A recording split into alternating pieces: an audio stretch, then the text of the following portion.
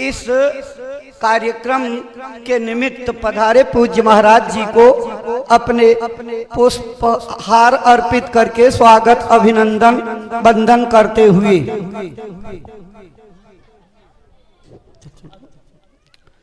चलो आगे करो, नीचे करो।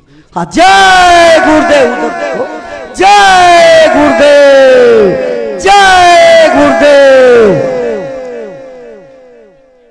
स्वागत की इसी श्रृंखला के बाद पूज्य महाराज जी के पावन चरण कमलों में श्रद्धा से आदर पूर्वक प्रार्थना करते हैं। वह गुरु महाराज का जो संदेश अपने मथुरा आश्रम से संकल्प बना करके चले हैं, अपनी अमर वाणियों से प्रेमी भाई बहनों को सुनाने समझाने की कृपा करें, ताकि आपकी अमर वाणी से प्रेरणा प्राप्त करके भाई बहन अपने जीवन की अनमोल सांसों का उपयोग करते हुए अपना मानव तन सफल, सार्थक एवं कामयाब बना सकें।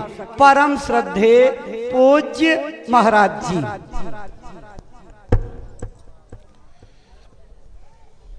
आप सभी लोग प्रेम के साथ में मालिक के पावन नाम का उच्चारण करेंगे। बोलो जय गुरुदेव, जय गुरुदेव, जय गुरुदेव, जय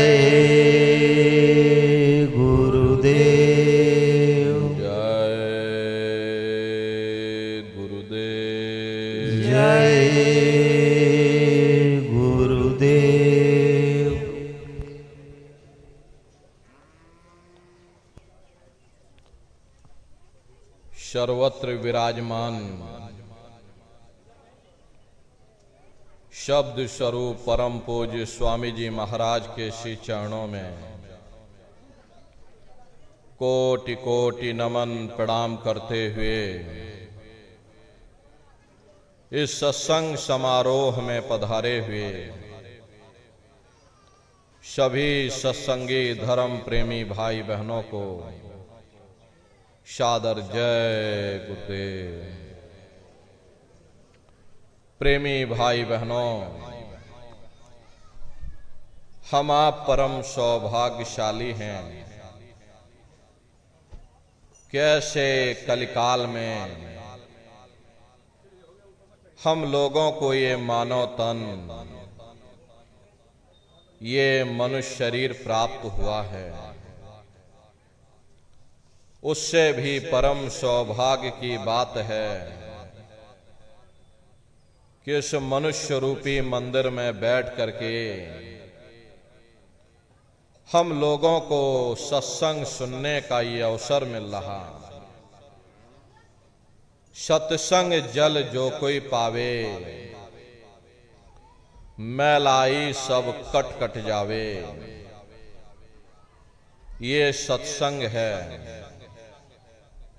ये कोई किस्से और कहानियां नहीं। नाच गाना ढोल और मजीरा नहीं।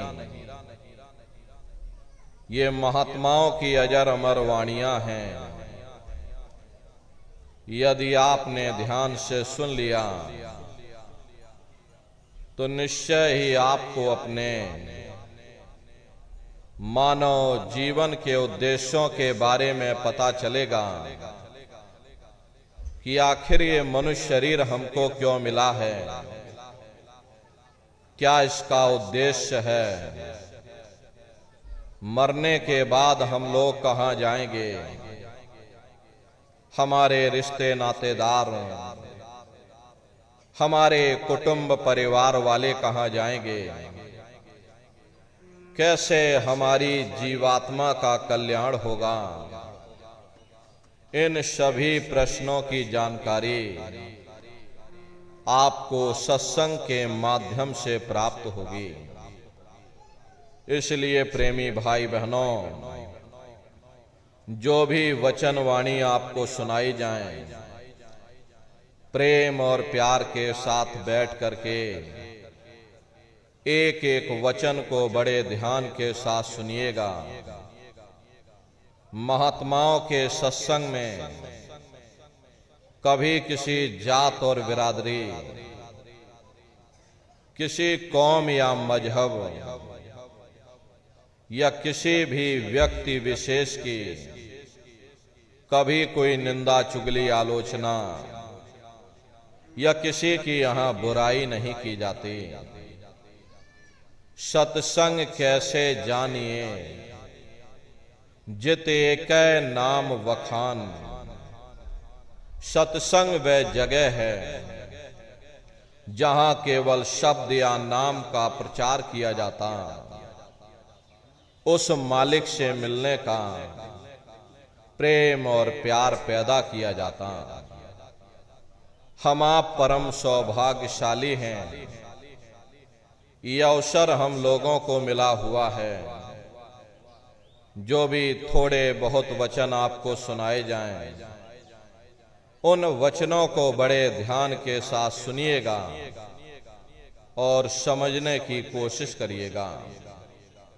हम भी ये प्रयास करेंगे ये आपको सरल से सरल भाषा में आप सभी को समझाया जा सके। प्रेमी भाई बहनों, यह मनुष्य शरीर हम लोगों को बड़े सौभाग्य से प्राप्त हुआ है। यह जीवन बहुत अनमोल है। उस परम पिता परमात्मा ने हमको यह जीवन केवल इसीलिए दिया है ताकि हम जीते जी उस प्रभु की भक्ति करके अपनी जीवात्मा का कल्याण करा सकें। ये 5 तत्वों का पुतला, ये पंच भौतिक शरीर हम लोगों को एक निश्चित समय के लिए मिला हुआ। एक निश्चित समय को हम आप नहीं जानते हैं, किंतु जिसका ये मकान है, जिसका ये शरीर है, वो अवश्य ही जानता है। और समय पूरा हो जाने पर मकान मालिक जबरदस्ती इस मकान को खाली करवा देगा। उस समय न जमीन जायदाद काम आएगी, न ये धन और संपत्ति काम आएगी। जीवात्मा को निकाल करके इस शरीर से बाहर कर दिया जाएगा। ये शरीर हमारा आपका यहीं जमीन पर धड़ाम से गिर पड़ेगा, क्योंकि जीवात्मा के निकल जाने के बाद में ये शरीर सिर्फ एक माटी का पुतला है, उससे ज्यादा कुछ भी नहीं। आप इस मिट्टी के पुतले को ले जाकर शमशान भूमि पर जला करके राख कर दोगे। हमारा आपका नाम, हमारी आपकी जात और बिरादरी उसी शमशान भूमि पर जल करके राख हो जाएगी। प्रेमी भाई बहनों, इस दुनिया में हित मित भाई बंधु, रिश्ते नातेदार, कुटुंब परिवार वाले, इनमें से कोई भी चीज तुम्हारी जीवात्मा को इस अधोगति से बचा नहीं सकती। हम कौन हैं, हम कहां से आए हैं और हमें जाना कहां है, ये मानव मात्र के लिए एक कठिन प्रश्न बना हुआ है। इस प्रश्न का हल तब तक नहीं होगा जब तक इस धराधाम पर कोई संत महात्मा फकीर ना मिल जाए। इसीलिए वह मालिक अति दया और कृपा करके संतों महात्माओं को धरती पर भेजते हैं और संत महात्मा फकीर यहां पर आकर के हम जीवों को समझाने की कोशिश करते कि भाई हम आए वही देश से जहां तुम्हारो धाम, तुम सबको घर पहुंचावना एक हमारो काम।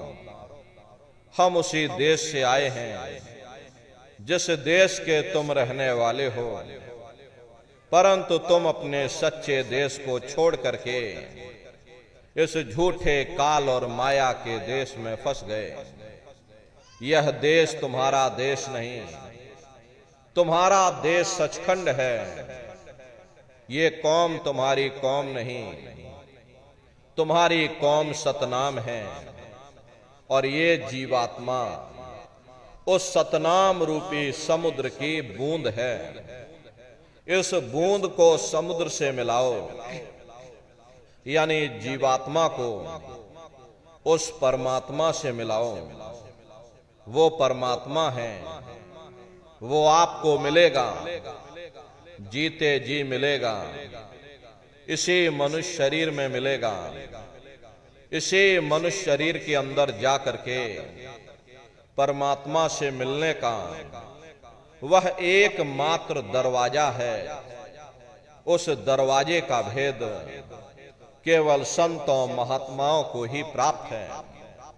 ये दुनिया के लोग, दुनिया की आवाम जनमानस दुनिया के ज्ञान को पढ़ करके अहंकार में डूबे रहते हैं कि हमसे बड़ा कोई ज्ञानी यहां नहीं है। लेकिन उनको ये नहीं मालूम, जहां ये दुनिया का ज्ञान समाप्त होता है, उसी के सिर की चोटी से ये आध्यात्मवाद, आत्मा और परमात्मा का ये गुण ज्ञान रहस्य विज्ञान प्रारंभ होता। उस विज्ञान को पाने के लिए सबसे पहले यह जरूरी है कि पहले आप लोग मानवतावादी बनो। मानव धर्म और मानव कर्म को अपनाओ।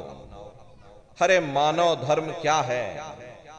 इंसान इंसान के काम आवे, एक दूसरे की निस्वार्थ भाव से सेवा करे, सत्य दया अहिंसा परोपकार आदि गुणों को अपने जीवन में उतार करके और किसी संत महात्मा की खोज करके उनके बताए हुए रास्तों पर चल करके उस मालिक की भक्ति करके अपनी जीवात्मा का कल्याण करा ले। यही इंसान का सबसे बड़ा मानव धर्म है। लेकिन आज इस कलिकाल में ये दुनिया की आवाम जनमानस इंद्रियों के भोग और वासनाओं में, शराबों और कबाबों में, मांस और मदिरा में सुख ढूंढने की कोशिश कर रही। ये चरित्र पतन जैसे कार्यों को अपना करके ये आवाम जनमानस कैसे सुखी हो सकती? पहले अपने चरित्र जैसे धन को इकट्ठा करो, क्योंकि चरित्र ही सब कुछ है। चरित्र ही मानव धर्म की पूंजी है। ये दुनिया भर के रगड़े झगड़े, पिता पुत्र में लड़ाई, आदमी औरत में लड़ाई, घर परिवार में लड़ाई, समाज में लड़ाई, जातियों में लड़ाई, मुल्क में लड़ाई। हरे नारियों, ये इंसानों का काम नहीं है, ये हैवानों का काम है। इसलिए पहले आप इंसान बनो, चरित्रवान बनो, महात्माओं के नजदीक आओ। वे जो दया का प्रसाद दें, उसे खुशी खुशी लेकर के अपने निज घर को जाओ, जहां न फिर जन्मना है और ना ही फिर मरना है। इसीलिए हमारे गुरु महाराज परम संत बाबा जय गुरुदेव जी महाराज ने आवाम जनमानस के बीच में ये आवाज लगाई है, क्या इंसानों, तुम अपने मानव धर्म के रास्ते पर वापस आ जाओ और इस मानव मंदिर में बैठ करके भगवान का सच्चा भजन करो, जिससे तुम्हारी ये जीवात्मा नरकों में जाने से बच जाए। अरे हम माने ना माने, लेकिन संत महात्मा त्रिकालदर्शी होते हैं, वे सब कुछ जानते हैं।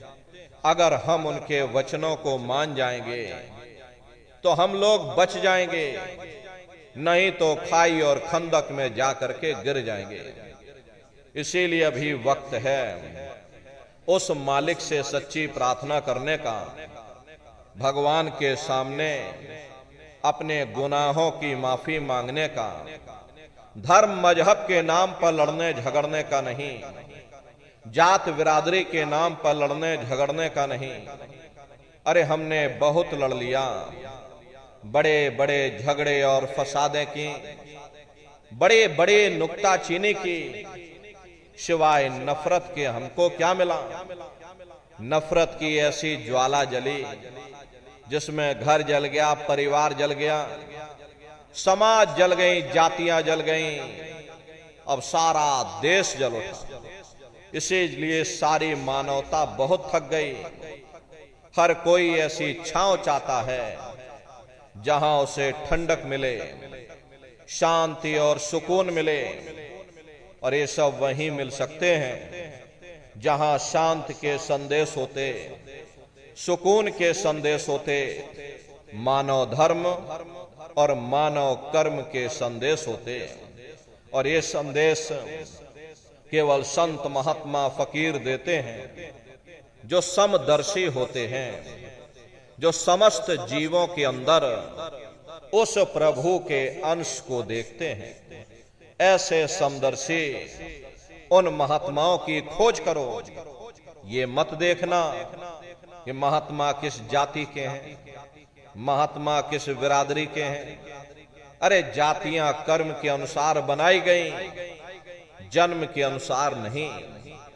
मनुष्य की एक ही जाति है, वो है मानव जाति।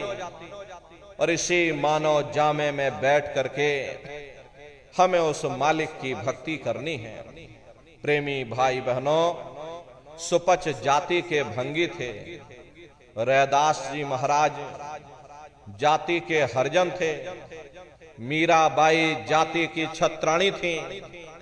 अगर वे सब उस मालिक को प्राप्त कर सकते हैं तो आप भी उस मालिक को प्राप्त कर सकते हो। लेकिन बगैर महात्माओं के, बगैर गुरु के कोई भी जीव इस संसार समुद्र से ना कोई पार हुआ और ना ही कोई हो सकता। ये समुद्र ऐसा है जिसके ना इस किनारे का पता, न उस किनारे का पता। कोई नहीं जान सकता है ये दुनिया कब बनी, कितनी बार प्रलय और महाप्रलय हो गई। लेकिन इतना जरूर मालूम है, जिस दिन से दुनिया बनी है हम लोग यहीं पर भटका खा रहे हैं। अगर इधर से हवा चली, नैया हमारी उधर चली गई, और कहीं उधर से हवा चल गई, हमारी नैया डगमगाते हुए इधर चली गई। न जाने कितने युग और कल्प बीत गए, लेकिन हमारे जीवन की नैया आज तक इस भव सागर से किनारे नहीं लगे। इसलिए न नारियों, सौभाग्य से वक्त का इतना बड़ा वरदान आपको मिला, ये मानव तन आपको मिल गया। न जाने किस महात्मा की दया हो गई, न जाने कौन से जन्म जन्मांतरों के शुभ पुण्य कर्म उदय हो गए, जो आपको ये मनुष्य शरीर मिल गया। अरे अब की बार ये मौका तुमको मिल गया है, मिली नरदेह यह तुमको, और बनाओ काज कुछ अपना, और पचो मत आ इस जग में, जानियो रैन का सपना। प्रेमी भाई बहनों, जैसे रात में हम लोग स्वप्न देखते हैं, हालांकि उस समय पर हमें स्वप्न सच मालूम पड़ता है, असली प्रतीत मालूम होता है।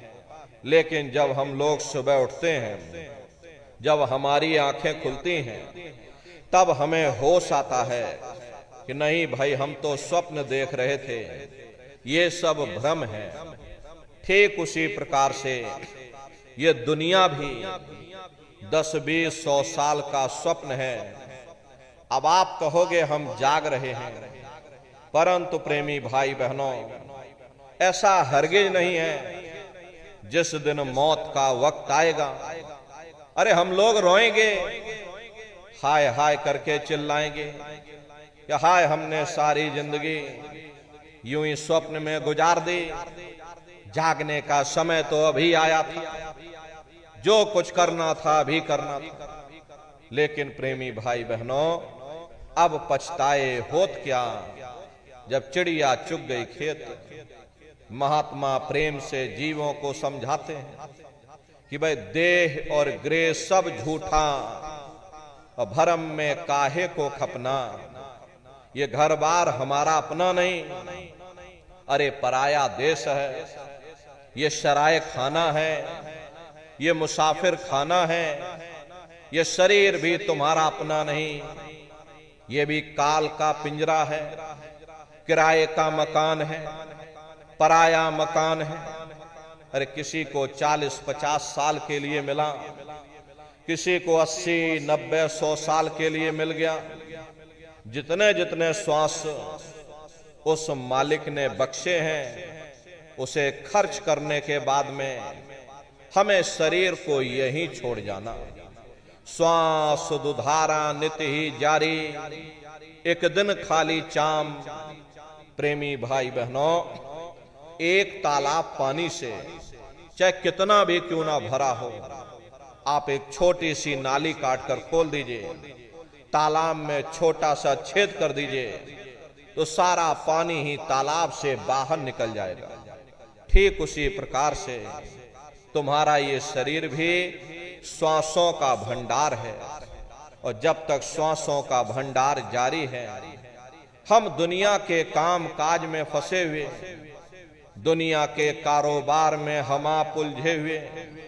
लेकिन जिस वक्त ये श्वासों का भंडार खाली होगा, अरे टेलीफोन खड़क जाएंगे, तार पहुंच जाएंगे, संदेश पहुंच जाएंगे, सब रिश्ते नातेदार, सब कुटुंब परिवार वाले, सब अड़ोस पड़ोस वाले मिनटों सेकंडों में इकट्ठा हो जाएंगे। प्रेमी भाई बहनों, जिस शरीर से तुम इतना प्रेम किया करते थे, उसे कोई एक रात भी घर में रखने को तैयार नहीं होता। ये कंधों पर लटका करके शमशान भूमि पर छोड़ करके आ जाते हैं। हिंदू लोग तिनका तोड़ाते हैं, जैसे तिनका टूट गया तेरा मेरा रिश्ता नाता टूट गया। मुसलमान, सिख, ईसाई लोग खाक की मिट्टी कब्र में डाल देते, जो मेरे लिए खाक की मिट्टी है वह मेरे लिए तू है। अरे मामूली कष्ट नहीं होता, मौत के समय में घन घोर पीड़ा होती है। जन्मत मरत दुसह दुख होई, सहजो बाई ने बयान किया है कि सहजो मौत आईया, अंगे अंग दिया तोड़, और हिया जरे छाती फटे, उठे पीर घन घोर। गुरु महाराज सत्संग में फरमाते थे, जैसे 1 लाख बिच्छू एक साथ मिल करके हमारे शरीर पर डंक मारे, उससे भी लाखों करोड़ों गुना ज्यादा मौत के समय में दर्द होता है। प्रेमी भाई बहनों, जब मृत्यु आती है तो किस तरह से प्राण निकलते हैं, प्राणों के निकलने की क्या प्रक्रिया होती है, पहले उसे आप अच्छी तरह से समझ लीजिए। सिमटत भास श्वास उठ जावे, और प्राण पति जम सिमट समावे, उस समय हमारी ये श्वासें रुक जाती, शरीर की चेतना नीचे से सिमटने लगती है। तो सबसे पहले गुदा चक्र टूटता है, क्योंकि गुदा चक्र में पृथ्वी का वास होता है। गुदा चक्र टूट करके ऊपर इंद्री चक्र में समा जाता है। इंद्री चक्र में जल का वास होता है, यानी जल ने पृथ्वी को घोल दिया। फिर जब इंद्री चक्र टूटेगा तो ऊपर नाभि चक्र में समा जाएगा। ये नाभि चक्र में अग्नि का वास होता, यानी अग्नि ने फिर जल को सुखा दिया। ये नीचे से सिमटाव होता है, नीचे से ऊपर की ओर सिमटाव होता है। पैरों के तलवे से लेकर के ये सिर की चोटी तक सिमटाव होता है। फिर जब ये नाभि चक्र टूटेगा तो ऊपर हृदय चक्र में समा जाएगा। हृदय चक्र में वायु का वास होता है, यानी वायु ने अग्नि को अपने में समाहित कर लिया और इस तरह से वायु ऊपर आकाश मुड़ गई। ये आंखों की पुतलियां ऊपर पलट जाती हैं, मुंह खुला का खुला रह जाता है। अरे महात्मा कहते हैं, जब यह कर्म कलाय उपजावे और बुद्ध सुरत की आन दबावे, जब यह जीवात्मा पांचों तत्वों को लांग करके जल पृथ्वी अग्नि वायु आकाश पांचों तत्वों को लांग करके ऊपर आती है तो काल दाढ़ में आन दवानी, और जब ढर के नैनन से पानी, जब काल अपनी दाढ़ में दबाता है उस समय नेत्रों से पानी निकलता, इंद्रियां टूट टूट करके चकनाचूर हो जाती, सब नाथ रिश्तेदार खड़े रह जाएंगे, भाई बंधु सब देखते रह जाएंगे। अरे लगे टकटकी दिखे न भाई, वाही समय को करे सहाई। उस समय मरने वाला टकटकी लगाकर देखता है कि कोई मेरी मदद कर दे, कोई मेरी सहायता कर दे, अरे कोई मुझे बचा ले। लेकिन प्रेमी भाई बहनों, सब नात रिश्तेदार खड़े रह जाते हैं, भाई बंधु सब देखते रह जाते हैं, डॉक्टर वैद्य हकीम सब आपको घेरे रह जाते हैं, लेकिन उस समय आपको कोई बचा नहीं पाता। जम के दूत घेर चौफेरा और निक्षय प्राण छोड़ के डेरा। यमदूत आते हैं, प्राणों की डोरी को तोड़ देते हैं और जीवात्मा को खींच करके इस शरीर से बाहर कर दिया जाता है। और जैसे ही जीवात्मा शरीर से अलग हुई, ये शरीर हमारा मिट्टी हो जाता है।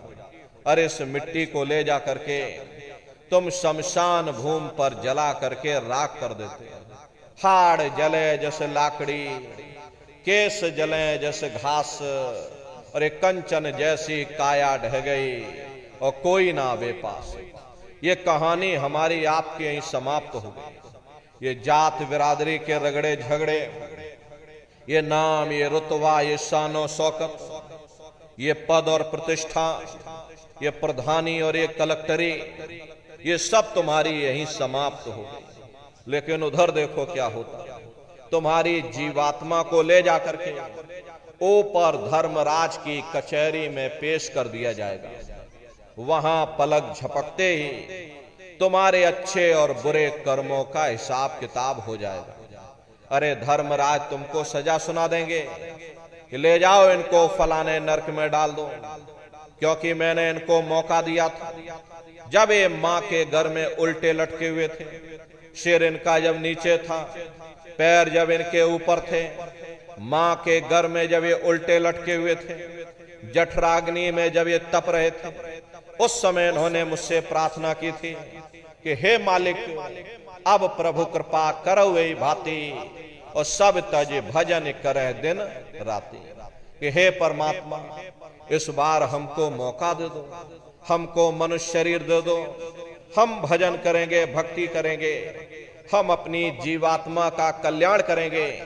तो मैंने इनकी प्रार्थना को स्वीकार कर लिया और इनको मैंने सुंदर सा ये मनुष्य शरीर दे दिया और कह करके मैंने भेजा था कि भाई ये मनुष्य शरीर ये किराए का मकान है, ये तुम्हारा अपना नहीं है। अगर ये तुम्हारा अपना होता तो हमेशा तुम्हारे पास रहता। ये तुम्हारा अपना नहीं, ये मैंने तुमको कुछ समय के लिए किराए का ये मकान दिया है।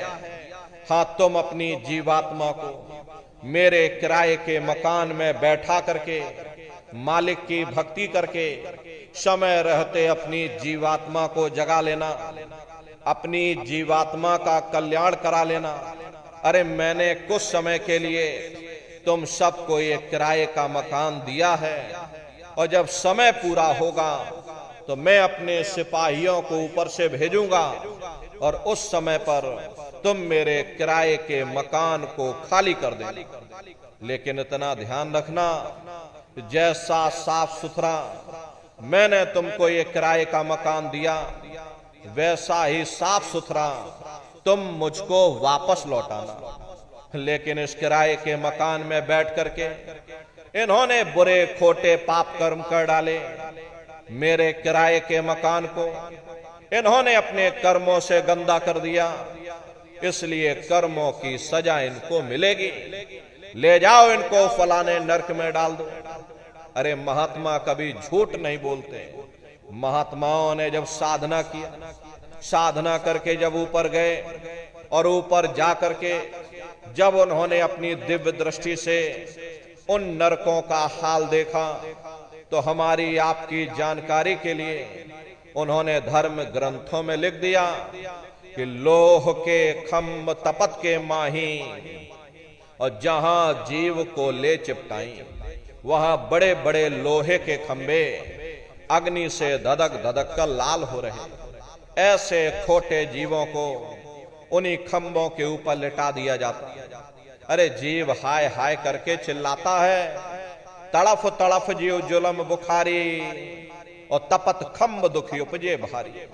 असहनी वेदना होती है, असहनी दुख और दर्द होता है। जीव वहां रोता और चिल्लाता रहता। लाखों लाख जोजन मील तक तुम्हारे रोने चीखने चिल्लाने की आवाज उन नरकों से होकर के गुजरती है।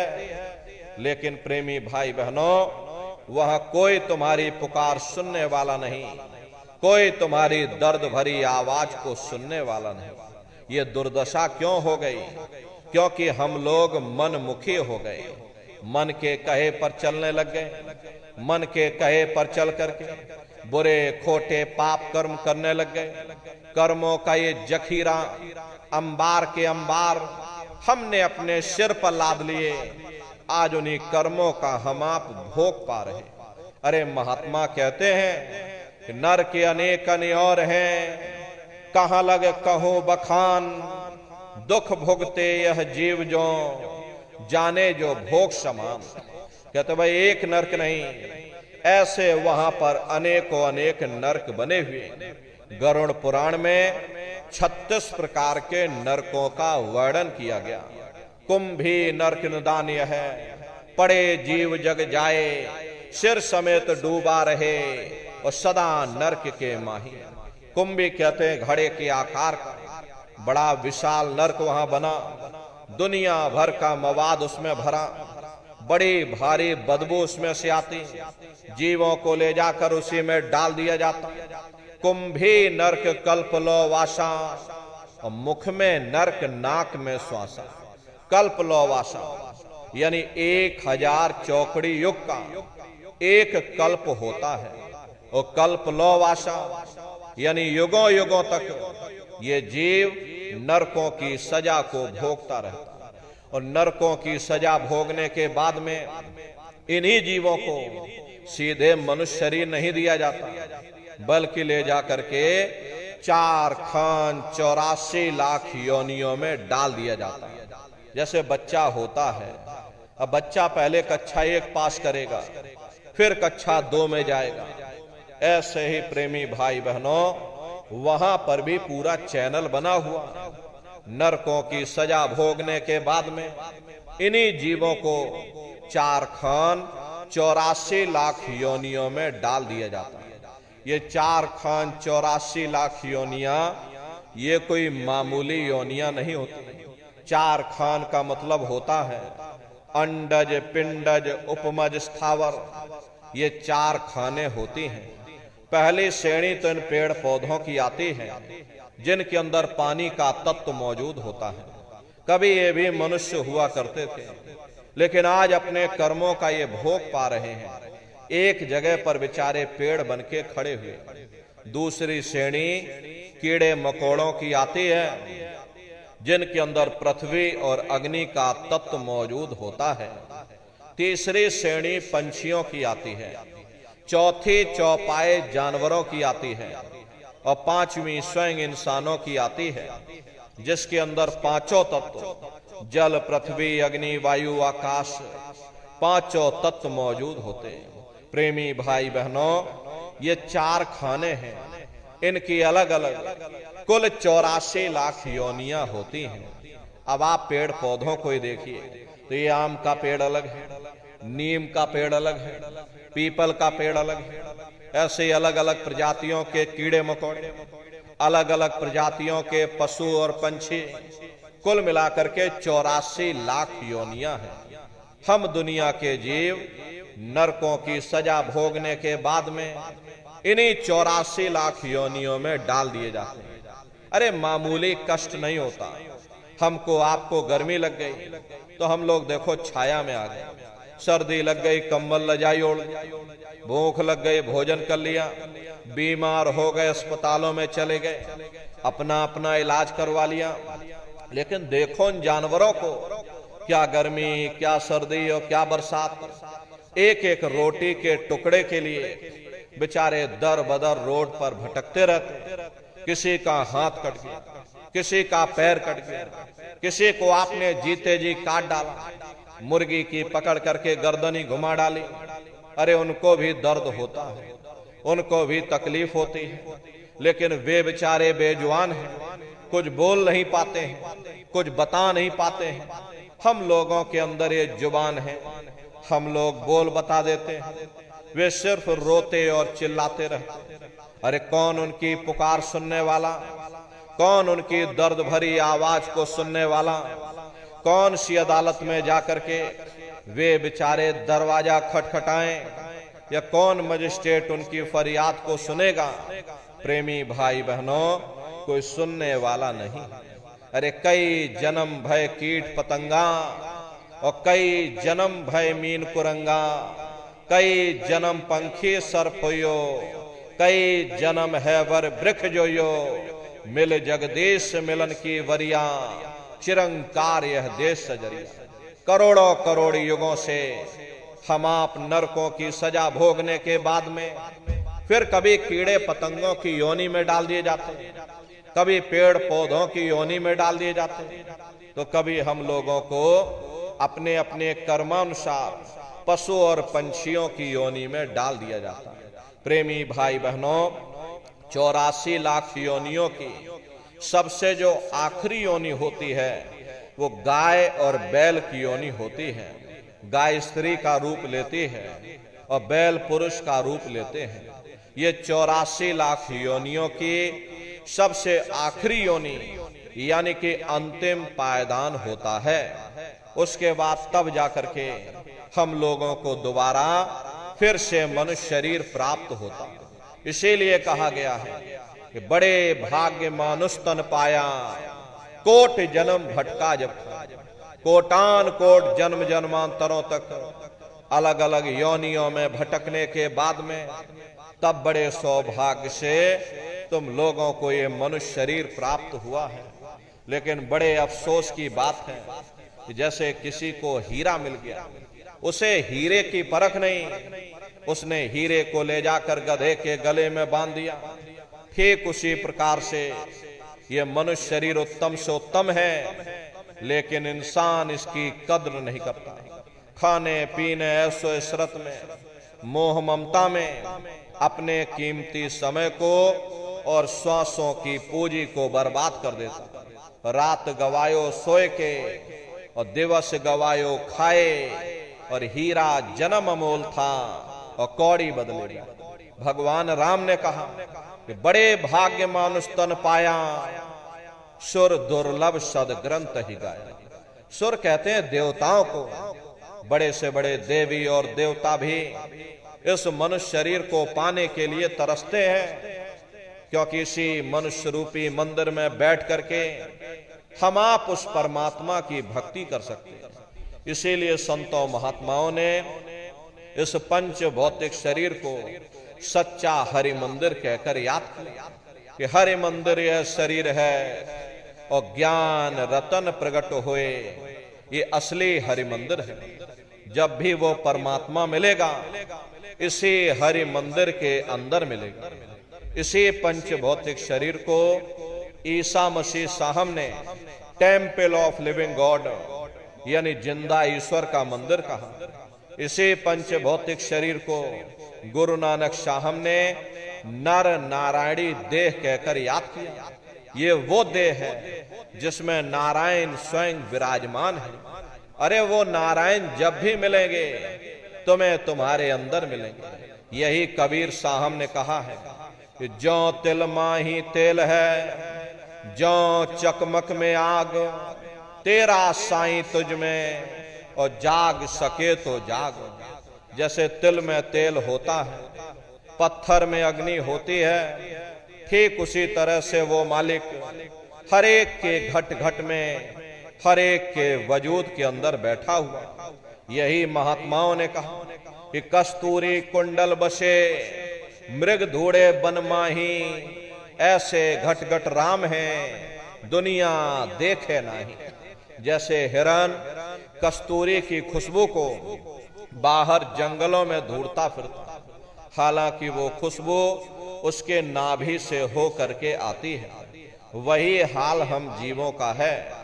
हम दुनिया के जीव भी उस परमात्मा की खोज बाहर इस जड़ संसार में कर रहे हैं, लेकिन महात्मा कहते हैं कि भाई मोको कहां ढूंढे रे बंदे, अरे मैं तो तेरे पास में, ना तीरथ में ना मूरत में, और मैं तो हूं विश्वास में। ना मैं तीरथ में मिलूंगा, ना मैं मूरत में मिलूंगा, ना मैं अन्य किसी कर्म कांड में मिलूंगा, ना मैं ग्रंथों में मिलूंगा, ना मैं पोथियों में मिलूंगा, ना ही मैं इन किताबों में मिलूंगा। चाहे सारी उम्र बैठ करके तुम किताबें पढ़ते रहो, रात दिन ढोलक मजीरा बजा बजा करके उन चौपाइयों को तुम रटते रहो, अरे मैं जब भी मिलूंगा तो मैं तुम्हारे अंदर मिलूंगा। प्रेमी भाई बहनों, बड़ी सीधी सी बात है। ये अगर खाना बनाने की किताब सारी उम्र बैठ करके तुम पढ़ते ही रहोगे कि भाई खाना ऐसे बनता है और खाना वैसे बनता है, और खाने में नमक डाला जाता है, और खाने में तेल डाला जाता है, खाने में हल्दी डाली जाती है, फिर उसमें जीरा डाला जाता है, तो कभी तुम्हारा पेट नहीं भर सकता जब तक आप खाना बनाओगे नहीं, उसे स्वयं खाओगे नहीं, कभी तुम्हारा पेट नहीं भर सकता। अरे हम वेदों की निंदा नहीं करते, हम ग्रंथों की निंदा नहीं करते, हम गीता कुरान और बाइबल की निंदा नहीं करते। वेद शास्त्र गीता कुरान बाइबल जितने भी हमारे धर्म ग्रंथ हैं, चिल्ला चिल्ला करके सब यही कह रहे हैं कि भाई मनुष्य के अंदर अंड खंड ब्रह्मांड है, स्वयं वो परमात्मा तुम्हारे अंदर बैठा है। चलो अंदर चलो, अंदर चल करके उस परमात्मा का दर्शन दीदार करो। अब सवाल ये उठता है कि भाई आखिर हम अपने अंदर जाकर के उस परमात्मा का दर्शन कैसे करेंगे? तो इसके लिए संतों महात्माओं ने केवल 3 साधन बताए। साधन 3 सारे उनवर्णे और साधन सब थोथे मान। इस कलयुग में उस मालिक को पाने के लिए महात्माओं ने केवल 3 पूजाएं बताई। पहला है सुमरन, दूसरा है ध्यान और तीसरा है भजन। सुमरन कहते हैं अपने गुरु को याद करना, ध्यान कहते हैं अपनी दिव्य दृष्टि को खोलना, और भजन कहते हैं कान में उंगली डाल करके उस शब्द को सुनना, उस नाम को सुनना, उस देववाणी आकाशवाणी को सुनना जो 24 घंटे तुम्हारे सब के अंदर गूंज रही है। प्रेमी भाई बहनों, ये सुरत शब्द नाम योग की साधना है। जितने भी महात्मा धरती पर आए उस मालिक को पाया, सुरत शब्द नाम योग की साधना करके ही पाया। देखिए सबसे पहले कबीर साहब आए, कबीर साहब ने सुरत शब्द नाम योग की साधना जारी की। उसके बाद गुरु नानक साहब आए, गुरु नानक साहब ने भी सुरत शब्द नाम योग की साधना जारी की। उसके बाद और भी महात्मा आए, कबीर, नानक, दादू दरिया, भीखा, रविदास जी महाराज, पलटू साहब जी महाराज, जगजीवन साहब जी महाराज। अरे आप चित्रकूट में चले जाइए, देखिए गोस्वामी जी महाराज जिन्होंने रामचरित्र मानस बनाई है, जिसका पाठ आप सभी लोग अपने अपने घरों में मंदिरों में बैठ करके करते हो, उन्होंने भी उस मालिक को पाया तो सुरत शब्द नाम योग की साधना करके ही पाया। राजस्थान की धरती पर देखो मीराबाई हुई, सहजोबाई हुई, उन्होंने भी उस मालिक को पाया तो सुरत शब्द नाम योग की साधना करके ही पाया। प्रेमी भाई बहनों, ये सुरत शब्द नाम योग की साधना है। इस साधना की 3 क्रियाएं हैं। पहला है सुमरन, दूसरा है ध्यान और तीसरा है भजन। तो कैसे आप लोग सुमरन करोगे, कैसे आप लोग ध्यान करोगे, कैसे आप लोग भजन करोगे? बहुत से नए प्रेमी भाई बहन यहाँ बैठे हुए हैं, तो सुमरन ध्यान और भजन कैसे कैसे करना है बैठ करके आप सभी लोग अच्छी तरह से समझ लेना और फिर घर पर जा करके पूजा करिएगा। तो सबसे पहले सुमरन कैसे किया जाएगा? सुमरन करने के लिए एक माला आप लोग ले लेना। ये देखिए प्रेमी भाई बहनों, 108 दाने की ये माला है। अपने अपने घरों में बैठ करके बाहर से अपनी आंखों को बंद कर लेना और दोनों आंखों के मध्य भाग में अपने ध्यान को रोक करके और दाने दाने पर जय गुरुदेव नाम का जाप करिएगा।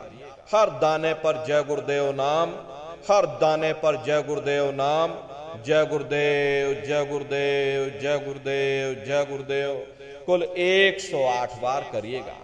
दोबारा इसी जगह फिर वापस आ जाओगे। जब आप जय गुरुदेव नाम का उच्चारण करोगे तो दोनों आंखों के मध्य भाग में अपने ध्यान को रोक करके और दाने दाने पर जय गुरुदेव नाम का उच्चारण करिएगा। जिसको आप याद कर रहे हो, एक समय ऐसा आएगा वो अंतर में तुम्हारे सामने प्रकट हो जाएगा। उसके स्वरूप को देख लेना, फिर उसी के स्वरूप को याद करके जय गुरुदेव नाम का सुमरन सभी नए प्रेमी भाई बहन करिएगा। दूसरी बार फिर यहीं से जय गुरुदेव नाम का सुमरन, तीसरी बार फिर यहीं से जय गुरुदेव नाम का सुमरन, इस तरह से कुल 8 बार जय गुरुदेव नाम का सुमरन सभी नए प्रेमी भाई बहन करिएगा। और 8 बार करने के बाद में ये माला आप रख देना। प्रेमी भाई बहनों, ये जय गुरुदेव नाम किसी साधारण इंसान का नाम नहीं, ये स्वयं उस अनामी महाप्रभु का नाम है। समय समय पर संत महात्मा फकीर अपने अपने समय पर आकर के अपनी साधना के द्वारा उस मालिक के नाम को जगाते हैं, उस मालिक के नाम को सिद्ध करते हैं। जैसे कबीर साहब आए, कबीर साहब ने साहिब नाम सिद्ध किया। गुरु नानक साहब आए, गुरु नानक साहब ने वाह गुरु नाम सिद्ध किया। गोस्वामी जी महाराज आए, गोस्वामी जी महाराज ने राम नाम सिद्ध किया। मीराबाई आई, मीराबाई ने गिरधर नाम सिद्ध किया। सूरदास जी महाराज आए तो सूरदास जी महाराज ने श्याम नाम सिद्ध किया। इसी तरह से हमारे गुरु महाराज जय गुरुदेव नाम सिद्ध करके गए। जय गुरुदेव नाम का जहाज लगा कर गए। अगर ये जहाज पर सारी दुनिया बैठेगी, ये जहाज सारी दुनिया को पार करेगा। नए जीवों के लिए नामदान को और सरल से सरल किया गया। एक है साध है सब सद है और सब साध है सब जाए। पहले अपने गुरु की उंगली पकड़ लो, क्योंकि गुरु तुम्हारा सच्चा रहबर है। गुरु बिन भव निज तरह न कोई, बगैर गुरु के तुम्हारी ये जीवात्मा इस भव सागर से पार नहीं जा सकती। गुरु गोविंद दो खड़े और काके लागू पाई, बलिहारी गुरु आपने जिन गोविंद दियो बताई। महिमा उन्हीं की है जिन्होंने उस गोविंद को लखा दिया। इस संसार में हमारे 3 तरह के गुरु होते हैं। पहले गुरु हमारे माता पिता होते हैं, जो हमें जन्म देते हैं, हमारा पालन पोषण करते हैं, बचपन से हमारे अंदर संस्कार डालते हैं। ये माता पिता हमारे पहले गुरु होते हैं। दूसरे गुरु हमारे शिक्षक होते हैं, जो हमें स्कूलों में कॉलेजों में हमें जो भौतिक ज्ञान देते हैं, ये हमारे दूसरे गुरु होते हैं। और तीसरे हमारे आध्यात्मिक गुरु होते, जो हमारी जीवात्मा को इस भव सागर से पार ले जाते हैं। इसीलिए कहा गया है कि गुरुर ब्रह्मा गुरुर विष्णु गुरुर देवो महेश्वरा गुरुर साक्षात पर ब्रह्मा तस्मै श्री गुरुवे नमः। तीन लोक नौ खंड में गुर से बड़ा न कोई, करता करे न कर सके और गुरु करे सो होई। इसलिए प्रेमी भाई बहनों, साधना करने से पहले जय गुरुदेव नाम का सुमरन सभी नए प्रेमी भाई बहन करिएगा। और सुमरन करने के बाद में फिर आप लोग ध्यान पर बैठिएगा। दूसरा है ध्यान। ध्यान कहते हैं दृष्टि को एकाग्र करना, अपनी दिव्य दृष्टि को खोलना, अपने शिव नेत्र को खोलना, अपने तीसरे नेत्र को खोलना। तो कैसे आप लोग ध्यान करोगे, जरा अच्छी तरह से आप लोग समझ लीजिए। अपने अपने घरों में पलथी मार करके बैठिएगा। शरीर को टाइट मत करना। बहुत से प्रेमी ये गलती कर देते हैं कि ध्यान के समय पर अपने शरीर को बिल्कुल टाइट कर देते। यदि आप अपने शरीर को टाइट कर दोगे तो शरीर आपका थक जाएगा, फिर शरीर ढीला पड़ जाएगा, फिर जैसे के तैसे हो जाओगे। इसलिए पहले से ही अपने शरीर को बिल्कुल ढीला छोड़ देना। जितना आराम से आप बैठोगे उतना आपके लिए अच्छा रहेगा। तो अपने अपने घरों में पलथी मार करके ढीले बदन से आराम से बैठ जाना। ये बाहर से अपनी आंखों को बंद कर लेना और दोनों आंखों के मध्य भाग में दूर सामने देखिएगा। सामने आपको अंधेरा दिखाई पड़ेगा। जब आप अपने बाहर की आंख को बंद कर दोगे और अंतर में सामने देखोगे तो सामने आपको अंधेरा दिखाई देगा। बस उसी अंधेरे में एक जगह पर आप अपनी दृष्टि को रोकिएगा। होशियारी यही रहे ये आंखों की पुतलियां हिलने ना पाए। शुरुआती समय में ये आंखों की पुतलियां अंदर अंदर हिलेंगी, लेकिन जब आप रोज रोज अभ्यास करोगे, करत करत अभ्यास ते जड़ मत हो तो सुजान, जब रोज रोज अभ्यास करोगे तो आंखों की पुतलियां हिलना बंद हो जाएंगी। तो दूर सामने अंधेरे में एक जगह पर आप अपनी दृष्टि को रोकिएगा या उस अंधेरे को लगातार देखते रहना। दृष्टि अपने आप अंधेरे में रुक जाएगी। उस समय किसी के बारे में सोचना नहीं, किसी के बारे में विचार मत करिएगा। शून्य होकर के, शांत चित्त होकर के बस सामने उस अंधेरे को लगातार देखते रहो। देखते देखते देखते देखते एक समय ऐसा आएगा कि आपकी दृष्टि उस अंधेरे में रुक जाएगी। और जैसे ही आपकी दृष्टि अंधेरे में रुकेगी तो सुई की नोक के बराबर काले में भी काला बिंदु, बड़ा चमकीला बिंदु होगा, तारे की तरह चम चम चम चम चमकेगा। वो चमकता हुआ तारे जैसा बिंदु आपको सामने दिखाई पड़ेगा। और जब वो बिंदु सामने दिखाई पड़ जाए तब आप अपनी दृष्टि को उस बिंदु पर एकाग्र कर देना। प्रेमी भाई बहनों, जब आप अपनी दृष्टि बिंदु पर एकाग्र कर दोगे तो वही बिंदु दरवाजा है। उसी को हरि का द्वार कहा गया। हरिद्वार है, बहुत विशाल वो दरवाजा। ये संसार कुछ नहीं है। ऐसे लाखों संसार इकट्ठे करके एक साथ दरवाजे के अंदर डाल दो, पता तक नहीं चलेगा। इतना विशाल वो हरि का द्वार तुम्हारे सब के अंदर बना हुआ है।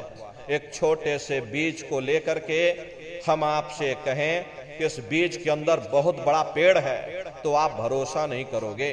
लेकिन उस छोटे से बीज को जब आप जमीन में गाड़ दोगे, थोड़ा खाद पानी दोगे, वो बीज अंकुरित हो जाएगा।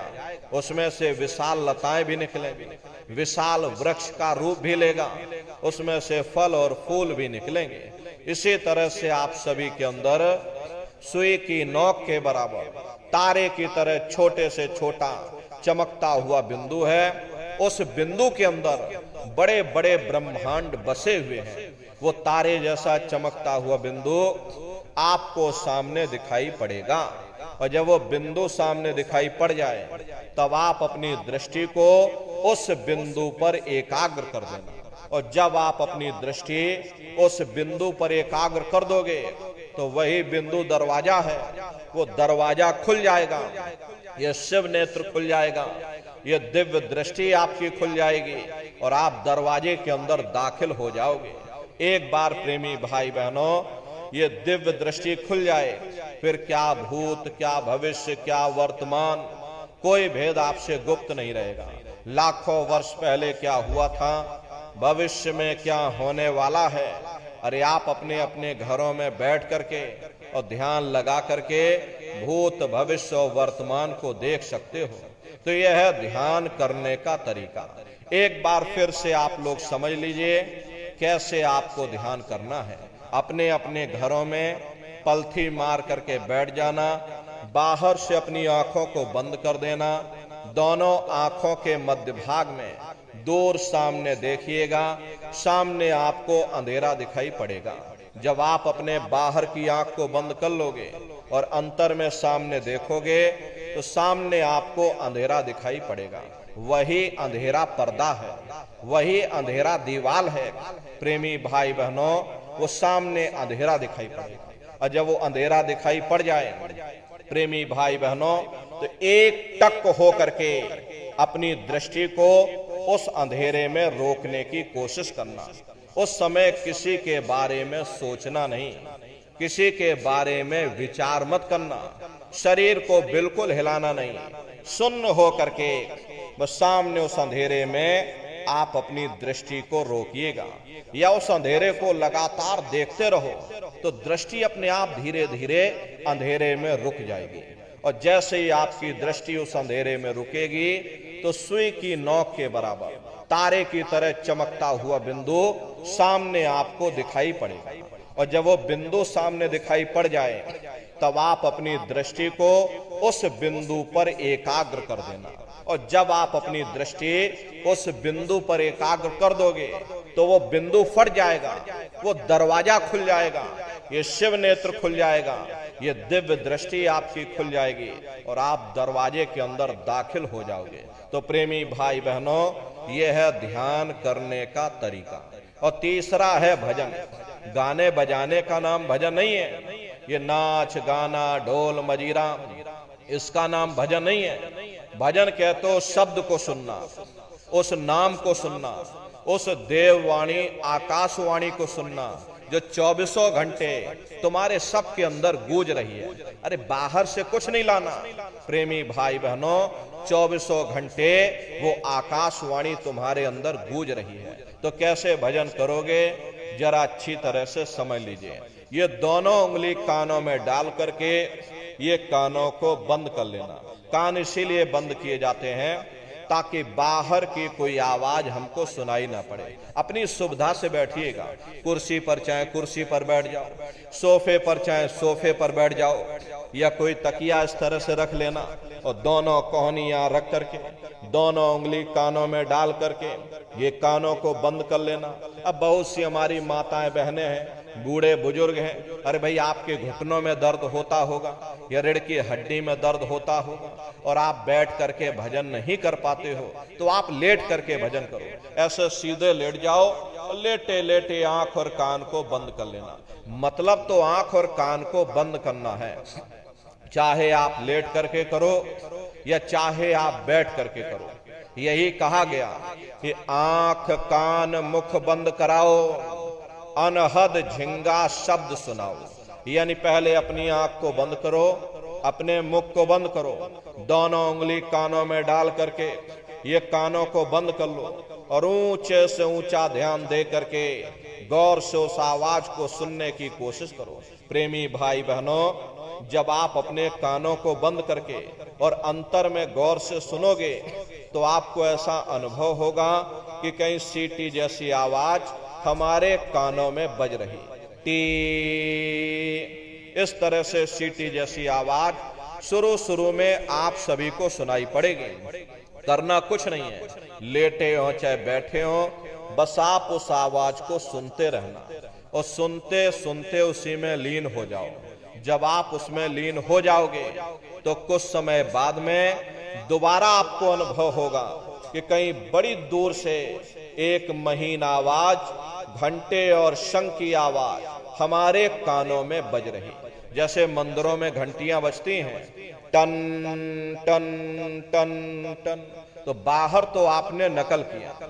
महात्माओं ने कहा था ये शरीर तुम्हारा सच्चा हरि मंदिर है, इसी हरि मंदिर के अंदर 24 घंटे वो घंटे और शंख की आवाज गूंज रही है।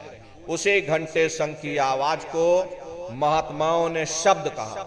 अरे आपकी धर्म पुस्तकों में लिखा है कि पोथी पढ़ पढ़ जग मुआ, पंडित भया न कोई, 2.5 अक्षर प्रेम का, पढ़े सो पंडित हुई।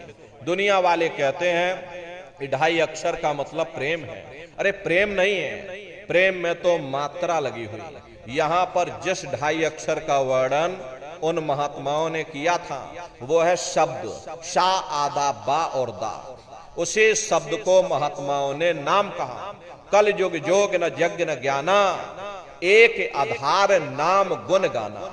कलयुग में न योग है, न यज्ञ है, न ये ज्ञान है, तो कलयुग में क्या है? कलयुग केवल नाम आधारा, और सुमेर सुमेर नर उतर ही पाए। कलयुग में केवल नाम का आधार है। तो उसी घंटे शंख की आवाज को महात्माओं ने शब्द या नाम कहा। उसी घंटे शंख की आवाज को ईसा मसीह साहब ने वर्ड या लागस कहकर याद किया। उसी घंटे शंख की आवाज को गुरु नानक साहब ने अनहद वाणी कहकर याद किया। चीन में जो महात्मा हुए उन्होंने इसको ताओ कहकर याद किया। मुसलमान फकीरों ने इसे कलमा कहकर याद किया। हिंदू महात्माओं ने इसे देववाणी, आकाशवाणी कहकर याद किया। उन अलग अलग महात्माओं ने अपनी अपनी भाषा में हम लोगों को समझाने की कोशिश की कि भाई वो घंटे शंख की आवाज तुम्हारे सबके अंदर गूंज रही है, वो आपको सुनाई पड़ेगी। लेकिन शुरुआती समय में आपको ऐसा मालूम पड़ेगा कि कहीं बड़ी दूर पर घंटियां बज रही, टन टन टन टन, लेकिन सुनाई हरेक को पड़ेगी। प्रेमी भाई बहनों, जब घंटे और शंख की आवाज आपको अपने अंदर सुनाई पड़ने लग जाए, तब आप सीटी की आवाज को धीरे से छोड़ देना और घंटे शंख की आवाज को पकड़ लेना, उसको आप सुनने लग जाना। जब आप उसको सुनने लग जाओगे तो वो आवाज धीरे धीरे बढ़ना शुरू होगी, और बढ़ते बढ़ते इस कदर बढ़ेगी कि आपके रोम रोम में घंटे और शंख की आवाज गूंजने लग जाएगी। बड़ी घनघोर आवाज होती है, बड़ी मधुर वो आवाज होती है कि दुनिया भर के गाने जो आप लोग सुनते हो उस संगीत के सामने ये दुनिया के संगीत कुछ नहीं है। जब आप उस संगीत को सुनोगे इतना भारी आनंद आपके ऊपर छा जाएगा, इतनी खुशी आपको होगी, ऐसा नशा आपके ऊपर चढ़ जाएगा कि आप सारी दुनिया को भूल जाओगे। अरे शंकर भगवान को वही नशा चढ़ा था। शंकर भगवान कोई गांजा भांग नहीं पीते थे, ये तो हमने आपने शंकर भगवान को भी बदनाम कर दिया कि शंकर भगवान गांजा भांग पीते थे तो चलो हम भी गांजा भांग फूकेंगे, और सब के सब गजेड़ी हो गए। प्रेमी भाई बहनों, शंकर भगवान ने कभी गांजा भांग नहीं पिया। शंकर भगवान जिस नशे में लीन रहते थे वो नाम का नशा था, वो ध्यान का नशा था, वो भक्ति का नशा था। जब आप उस आवाज को सुनोगे तो आपको भी वो नशा चढ़ जाएगा, क्योंकि उस आवाज में चुंबक है। जब आप उस आवाज को सुनोगे तो वो आवाज आपको अपनी ओर खींचेगी, और जब खिंचाव होगा तो जीवात्मा का फैला हुआ प्रकाश 9 दरवाजों से सिमटने लगेगा। अब ये 9 दरवाजे कौन कौन से हैं? देखो प्रेमी भाई बहनों, अच्छी तरह से आप लोग समझिएगा, ये बहुत बड़ा विज्ञान है। दुनिया का विज्ञान जब समाप्त हो जाएगा तो ये विज्ञान प्रारंभ होगा। यही सच्चा सनातन विज्ञान है जो ऋषियों मुनियों ने समझाया, जिसको ये संसार भूल गया और बाहरी पाखंड में और कर्म कांडों में उलझ गया। तो आज सच्चे सनातन विज्ञान को समझने की जरूरत है। तो ये 9 दरवाजे कौन कौन से हैं? 2 आंख, 2 कान, 2 नाक के सुराख, 1 मुंह, 2 मलमूत्र का रास्ता, ये शरीर के 9 दरवाजे हैं। सबसे पहला दरवाजा गुदा चक्र आता है। गुदा चक्र में गणेश जी वास करते हैं। गणेश जी वहां के मालिक हैं। ये 4 दल का कवल है। यहाँ पर पृथ्वी तत्व पाया जाता है। उसके ऊपर इंद्रिय चक्र आता है। इंद्रिय चक्र में ब्रह्मा जी वास करते हैं। ब्रह्मा जी वहां के मालिक हैं। ये 6 दल का कवल है। यहाँ पर जल तत्व पाया जाता है। उसके ऊपर ये नाभि चक्र आता है। नाभि चक्र में विष्णु जी वास करते हैं। विष्णु जी यहाँ के मालिक हैं। ये 8 दल का कवल है। यहाँ पर अग्नि तत्व पाया जाता है। उसके ऊपर ये हृदय चक्र आता है। हृदय चक्र में शिव जी वास करते हैं। शिव जी यहाँ के मालिक हैं। ये 12 दल का कवल है। यहाँ पर वायु तत्व पाया जाता है। अरे वास तो वो ऊपरी मंडलों में, ऊपरी लोकों में वास करते हैं, लेकिन उनका प्रकाश, उनकी किरणें इन चक्रों पर पड़ती हैं। उसी के ऊपर एक कंठ चक्र आता है। यहाँ पर आद्या महाशक्ति की किरणें पड़ती हैं। ये 16 दल का कवल है। और आप सबसे ऊपर, तुम्हारी जीवात्मा सबसे ऊपर दोनों आंखों के मध्य भाग में बैठी है, जहां पर ये देवियां बिंदी लगाती हैं और पुरुष जहां पर ये टीका लगाते हैं। ये बिंदी और टीका यहाँ पर हम लोग इसीलिए लगाते हैं क्योंकि यहीं पर हमारी जीवात्मा बैठी है, उसका श्रृंगार किया जाता है। ये 10वां द्वार है जहां पर तुम्हारी जीवात्मा बैठी है, दोनों आंखों के मध्य भाग में। इसी को 10वां द्वार कहते हैं। अरे आप लोग रोज चौपाई गाते हो कि मंगल भवन अमंगल हारी, द्रवं सुदशरथ अजर बिहारी। इसका अर्थ जरा समझने की कोशिश करो। प्रेमी भाई बहनों, ये शरीर तुम्हारा मंगल भवन है, तुम्हें अमंगलों से बचाने वाला, तुम्हें नरकों चौरासियों से बचाने वाला ये पंच भौतिक शरीर ही तुम्हारा मंगल भवन है। इस मंगल भवन के 10 दरवाजे हैं और 10वें दरवाजे पर ये अजर बिहारी यानी कि तुम्हारी जीवात्मा बैठी है। और यहीं पर बैठ करके जीवात्मा अपने प्रकाश को 9 दरवाजों में फैलाती है, जिससे तुम्हारा ये शरीर चलता है, तुम्हारे हाथ चलते हैं, तुम्हारे ये पैर चलते हैं। जब आप भजन करोगे और घंटे शंख की आवाज को सुनोगे तो उस आवाज में चुंबक है। वो आवाज आपको अपनी ओर खींचेगी और जब खिंचाव होगा तो जीवात्मा का फैला हुआ प्रकाश 9 दरवाजों से सिमट करके यही 10वें दरवाजे पर इकट्ठा हो जाएगा। और जैसे ही सारी शक्ति, सारी चेतना सिमट करके यहाँ पर इकट्ठी हुई तो शब्द क्या काम करेगा? शब्द तुम्हारी जीवात्मा को खींच करके इस शरीर से बाहर कर देगा। फिर आप अपनी आंखों से देखिएगा कि हमारा शरीर ये है, हम ये खड़े। आप अपने शरीर से अलग हो जाओगे।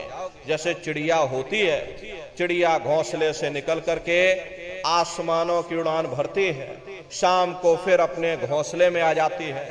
ऐसे ही तुम्हारी ये जीवात्मा इस शरीर रूपी घोंसले से निकल करके ब्रह्मांडों की सैर करेगी, देवी देवताओं के दर्शन करेगी, भगवान राम के दर्शन करेगी, भगवान कृष्ण के दर्शन करेगी और घूम करके फिर अपने शरीर रूपी घोंसले में वापस आ जाएगी। प्रेमी भाई बहनों, ये ब्रह्मा विष्णु महादेव जिनकी सारी दुनिया पूजा करती है, अरे आप सभी लोग ब्रह्मा विष्णु महादेव की पूजा करते हो और पूजा करते करते आपका ये जीवन बीत गया, लेकिन कभी तुमने विचार ये नहीं किया भाई जिनकी हम पूजा कर रहे, आखिर ये ब्रह्मा विष्णु महादेव कौन है, ये कहाँ पर रहते हैं, ये क्या काम करते हैं, इनके माँ बाप कौन है, भगवान राम कौन है, भगवान कृष्ण कौन है, अरे ईश्वर कौन है, ब्रह्म कौन है, पर ब्रह्म कौन है, ये कहाँ पर रहते हैं। तो जरा संक्षिप्त में आप समझिएगा, क्योंकि अगर हम इसका वर्णन करेंगे तो हमको लाखों वर्ष लग जाएंगे, एक लोक का वर्णन नहीं हो पाएगा। इतने विशाल लोक इस आसमान के ऊपर बने हुए, लेकिन संक्षिप्त में हम आपको बता रहे कि किन किन मंडलों को पार करते हुए तुम्हारी ये जीवात्मा अपने 5वें मंडल पर यानी कि सचखंड में पहुंचेगी। रास्ते में कौन कौन से देश मिलेंगे, उस देश के कौन कौन से राजा मिलेंगे, तो जरा संक्षिप्त में आप समझ लीजिए। प्रेमी भाई बहनों, जब आप भजन करोगे और जब घंटे और शंख की आवाज को सुनोगे तो उसी घंटे शंख की आवाज को पकड़ करके ये जीवात्मा ब्रह्मांडों की चढ़ाई करती है। पलक झपकते यह जीवात्मा खरबों योजन ऊपर चली जाती है। मान लो आप किसी जंगल में खो गए और चारों तरफ अंधेरा ही अंधेरा हो, कोई रास्ता आपको नजर ना आ रहा हो, तो आप किसी टापू, पहाड़ या पेड़ पर चढ़ करके और वहीं से आवाज लगाते हो कि भाई कोई हमारी आवाज को सुन रहा हो तो कृपया कर